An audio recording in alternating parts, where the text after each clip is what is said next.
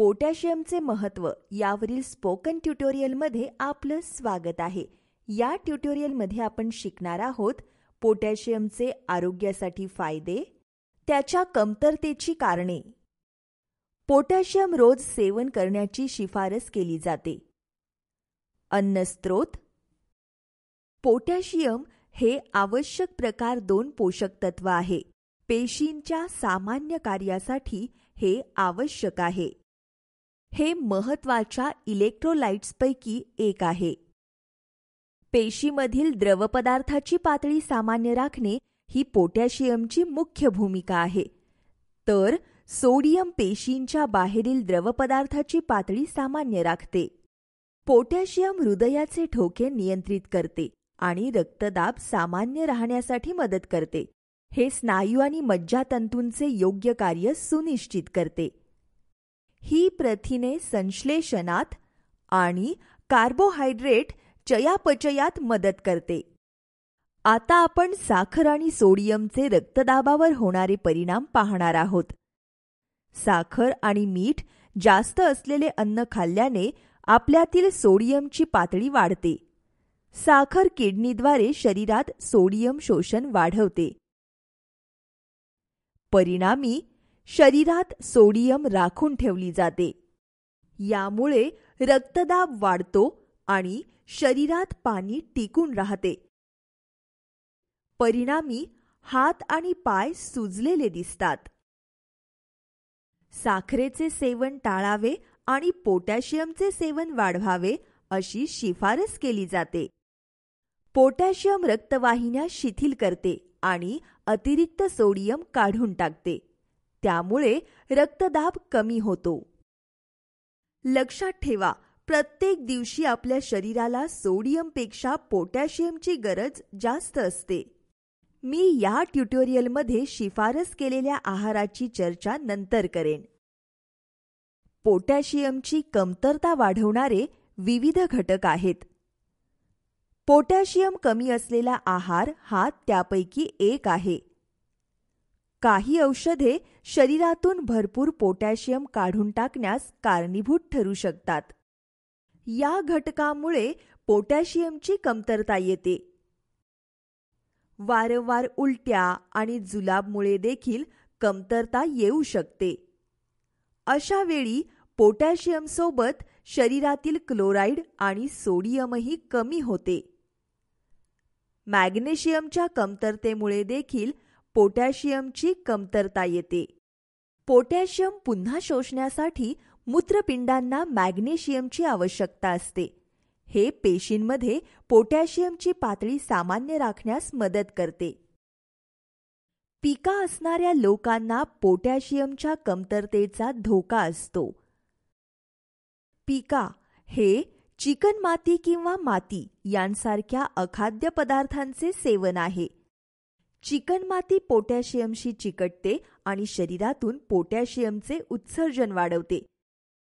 त्यामुळे शरीरात खनिजांची कमतरता निर्माण होऊ शकते. आतड्यातील जळजळही पोटॅशियमचे शोषण कमी करू शकते. या घटकामुळे देखील पोटॅशियम कमी होते. कमी पोटॅशियम सेवन केल्याने मूत्रपिंडात कॅल्शियमचे पुनर्शोषण कमी होते. यामुळे लघवीतून कॅल्शियमचे उत्सर्जन वाढते आणि मूतखडा होतो. कमतरतेच्या सुरुवातीची लक्षणे आहेत थकवा, स्नायूंचा अशक्तपणा आणि पेटके. अनियमित हृदयाचे ठोके हे दुसरे उदाहरण आहे. बिघडलेल्या ग्लुकोज चयापचयामुळे पोटॅशियम कमी होते. पोटॅशियम अचानक कमी झाल्याने रक्तातील साखरेची पातळी वाढू शकते. कमतरतेमुळे वाढ मंदावते आणि संप्रेरक वाढीची पातळी कमी होते. संप्रेरकाची वाढ नवीन पेशींच्या निर्मितीसाठी मदत करते आणि वाढ उत्तेजित करते. तीव्र कमतरतेमुळे उच्च रक्तदाब आणि मानसिक गोंधळ होऊ शकतो. उच्च रक्तदाब हे हृदयविकार आणि पक्षाघाताचे प्रमुख कारण आहे. कमतरतेप्रमाणेच पोटॅशियमची पातळी वाढल्यानेही आरोग्याच्या समस्या निर्माण होतात. रक्तातील पोटॅशियमची पातळी वाढणे घातक ठरू शकते. रक्तातील पोटॅशियमचे प्रमाण वाढण्यास कारणीभूत असे विविध घटक आहेत. मूत्रपिंडाच्या आजारांसाठी लागणारी काही औषधे हे एक कारण आहे. पोटॅशियम असलेले मीठ वापरल्याने देखील रक्तातील पोटॅशियम वाढते. आधीपासूनच मूत्रपिंडाची समस्या असेल तर उच्च पोटॅशियम आहार खाणे हे जोखमीचे घटक आहे. मी या ट्युटोरियलच्या नंतरच्या भागात पोटॅशियमच्या अन्नस्रोतांची चर्चा करेन. शरीरात पोटॅशियम वाढल्याची लक्षणे म्हणजे अशक्तपणा आणि थकवा, मळमळ, उलट्या, श्वास घेण्यात त्रास होणे आणि छातीत दुखणे ही इतर लक्षणे आहेत. पोटॅशियमची शिफारस केलेले सेवन वेगवेगळ्या वयोगटांसाठी वेगवेगळे असते. 1 ते 3 वर्षाच्या मुलांसाठी दररोज सुमारे 1100 मिलीग्रॅम आवश्यकता असते. 4 ते 6 वर्षाच्या मुलांना दररोज सुमारे 1550 मिलीग्रॅम पोटॅशियमची आवश्यकता असते. पुरुषांसाठी ते दररोज 3750 मिलीग्रॅम आहे.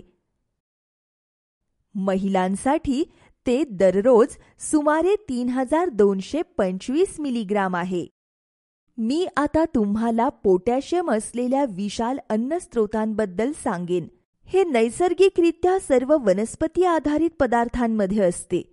डाळी, शेंगा, बेदाणे, बिया आणि मसाले हे पोटॅशियमचे अतिशय समृद्ध स्रोत आहेत. भाज्या, फळे, धान्ये आणि दुधातही पोटॅशियम असते. 30 ग्रॅम कच्च्या हिरव्या हरभऱ्यामध्ये अंदाजे 353 मिलीग्रॅम पोटॅशियम असते. 30 ग्रॅम कच्च्या सोयाबीनमध्ये ते सुमारे 490 मिलीग्रॅम असते. 30 ग्रॅम कच्च्या लाल मसूरच्या डाळीत अंदाजे 419 मिलीग्रॅम असते. 30 ग्रॅम उडदाच्या डाळीत अंदाजे 347 मिलीग्रॅम पोटॅशियम असते. 20 ग्रॅम बदामामध्ये जवळपास 140 मिलीग्रॅम असते. 20 ग्रॅम काजूमध्ये जवळपास 127 मिलीग्रॅम पोटॅशियम असते. 10 ग्रॅम तिळात सुमारे 46 मिलीग्रॅम पोटॅशियम असते. 10 ग्रॅम सूर्यफुलाच्या बियांमध्ये अंदाजे 56 मिलीग्रॅम पोटॅशियम असते. 100 ग्रॅम पालकमध्ये सुमारे 625 मिलीग्रॅम पोटॅशियम असते. 100 ग्रॅम राजगिऱ्यांच्या पानामध्ये अंदाजे 572 मिलीग्रॅम असते. 100 ग्रॅम संत्र्यामध्ये जवळपास 164 मिलीग्रॅम असते. 100 ग्रॅम पेरूमध्ये अंदाजे 283 मिलीग्रॅम पोटॅशियम असते.